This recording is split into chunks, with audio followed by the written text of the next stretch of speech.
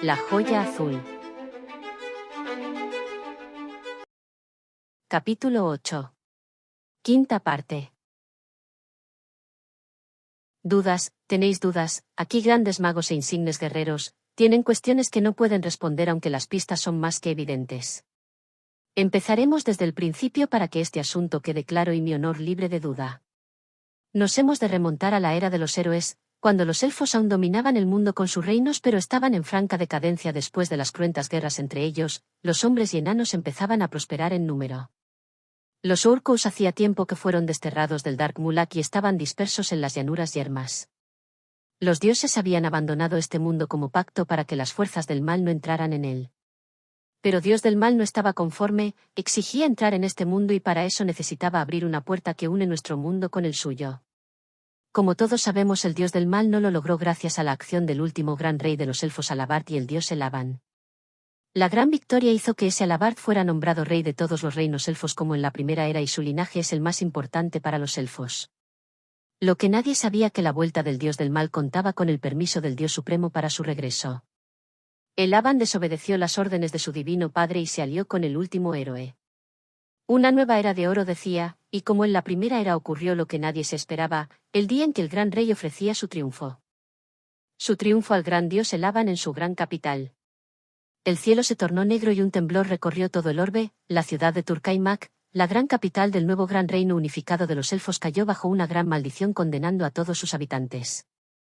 La maldición de Turkaimak provocó el nacimiento de una nueva era en la que hoy estamos, la llamamos la era de los malditos. Los malditos de la ciudad avanzaban por la noche transmitiendo su maldición a otros, amenazaban a todo el orbe. Sin embargo, unos magos se unieron y crearon una enorme muralla mágica como en los primeros tiempos, ellos contuvieron a los malditos, esos magos son los que originaron mi orden y como agradecimiento Ulvianor nos cedió la primera torre aquí en Tripulia. Kush se acercó hasta el gran mago. Eso sucedió hace miles de años, los dioses castigaron a este mundo por impedir la entrada del dios del mal y maldijeron a nuestros salvadores. Mucha gente perdió la fe en los dioses. Desde entonces los elfos se encerraron en sus reinos, los enanos se volvieron avariciosos y los hombres crearon reinos desde los despojos entre ellos guerrean hasta la extenuación. Fedorus Magnus se quedó en silencio y preguntó: ¿Elaban? Kush sonrió antes de responder, parecía que el gran mago le estuviera examinando de conocimiento antiguo ante la atenta mirada del resto. El dios maldito, el protector de Sanaris, fue condenado a vagar entre los mortales por toda la eternidad por desobedecer a su padre. Excelente. Pocos conocen tantos detalles del inicio de la era de los malditos. Ahora, ¿qué sabes de las joyas de Elaban? Kush no respondió, era un suspenso. Fedorus sonrió y con un gesto con su mano indicó que interviniera Ferdinand, quien molestó al no ser el protagonista empezó a hablar. Se perdieron los registros o muchos quisieron olvidarlos enfadados por el abandono de los dioses. Elaban había entregado a los elfos 7 joyas. Se encontraban guardadas en cada templo dedicado a Elaban en cada uno de los reinos, hombres, enanos, elfos acudían allí porque a través de esas joyas se podía curar cualquier enfermedad sin pedir nada a cambio y los elfos estaban obligados a dejar pasar a cualquiera que necesitara cura, eso propició muchos intercambios entre las razas. Las joyas de Elaban. Pensaba que era una leyenda. Pues es lo que tenéis en posesión. Los mercenarios se miraron entre sí, muchos sabían la leyenda de la maldición de Elaban pero pensaban que era un cuento para niños. Gosburg se adelantó de nuevo con aire altanero. Todo esto está muy bien pero no nos habéis dicho el objetivo del intercambio. Fedorus sonrió. Hace unos meses me llegaron unos rumores de que miembros dentro de mi orden persiguen un conocimiento maldito y que empezaron a buscar las joyas perdidas de Elaban. Todos se sorprendieron ante esta noticia, los túnicas blancas eran leales hasta la muerte a su gran maestre, que hubiera un grupo de magos practicantes de nigromancia era algo indicativo del alarmante grado de corrupción entre los magos.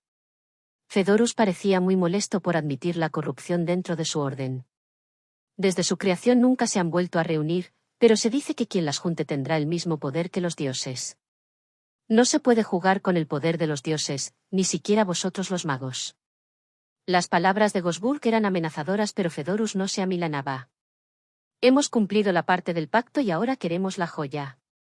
Gosburg se encogió de hombros e hizo un gesto a Arras, quien se acercó hasta el enorme Sabu y éste le dio el saquito de terciopelo. El semiorco sacó el contenido en su palma de la mano y allí estaba la joya como una canica, de color azul, inocente. Giró sobre sus pasos y volvió hacia los magos, pero pasó al lado de Arian y entonces ocurrió que la joya empezó a brillar de una manera intensa como hacía a veces y todos se sorprendieron. No puede ser. No puede ser. Fedorus se levantó y fue corriendo hasta la altura de Arras y Arian. Desde la maldición de Turkaimak, todos desaparecieron, murieron, fueron exterminados todos desde la caída de su dios. ¿Qué dices? Ferdinand estaba incrédulo. Una sacerdotisa del dios Elaban. Darle la joya a la joven. Arras obedeció la orden del gran maestre y dejó la joya en la palma de las manos de Arian. El brillo aún fue más intenso hasta que se redujo a una llama incandescente dentro de la joya. Quien estaba totalmente exultante era Fedorus, quien se acercó para observar a la joven con más detalle. Una sacerdotisa, como dicen los antiguos textos, deben ser descendiente de sacerdotes que sobrevivieron a la caída de Elaban. ¿De dónde procedes, niña? De Cisaria, en las tierras libres al norte del reino de Tame. Los magos empezaron a murmurar entre ellos. El antiguo reino del norte, las torres del olvido y muy cerca está Burceri. Fedorus alzó la mano pidiendo silencio. Allí había un templo dedicado a Elaban en el antiguo reino del norte, es un lugar remoto. Seguramente allí los sacerdotes de Elaban sobrevivieron ocultándose entre los demás habitantes. El anciano mago hizo un gesto a la joven para que le entregara la joya. Arian obedeció y la joya acabó en la mano de Fedorus. ¿Quién? Sonrió. Si el consejo no tiene oposición, creo que yo custodiaré la joya, en mis manos está segura. Ferdinand estaba demasiado asombrado para contradecir la propuesta de Fedorus y el resto del consejo aprobó la propuesta del gran maestre de los túnicas blancas, quien volvía a sentarse en su lugar bastante satisfecho. Arras se volvió a hablar ante el consejo. Bien, ahora falta el pago de nuestros honorarios. Ferdinand pensaba hablar, pero de nuevo Fedorus se le adelantó. Alto. Antes de vuestro merecido cobro tengo una proposición que realizar a este consejo. Todos miraron de nuevo al anciano mago. Propongo financiar una expedición a Turkaimak para recuperar el triunfo de Elaban. Arras no es fácil de impresionar y casi pierde el equilibrio y la compostura. Kush miraba fijamente al mago intentando recordar todo lo que sabía sobre el culto de Elaban. Gosburg sonrió socarronamente ante la propuesta del mago. El triunfo de Elaban, añadió Ferdinand.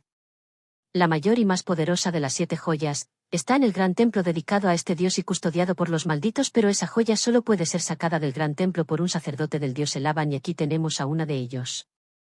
El triunfo de Elaban donde más seguro está es en la misma Turkaimak, allí está libre de ser usada por nadie. Cuestionó Gosburg el argumento de Fedorus. ¿Puedes garantizar a este consejo que nadie encuentre a otro sacerdote de Elaban? ¿Y vuestra ilustrísima, podéis garantizar que este consejo está libre de corrupción? Fedorus volvió a sonreír. Puedo jurar ante los dioses que respondo de la incorruptibilidad de todos los miembros de este consejo. Este voto de confianza sorprendió al resto de magos, nunca había respondido con total confianza a sus hermanos en toda su vida. Si este consejo tiene el triunfo de Elaban en su custodia, os garantizaremos que nunca caerá en oscuras manos. Hay algo que decir sobre los magos, les encantan los objetos de poder, sobre todos los malditos.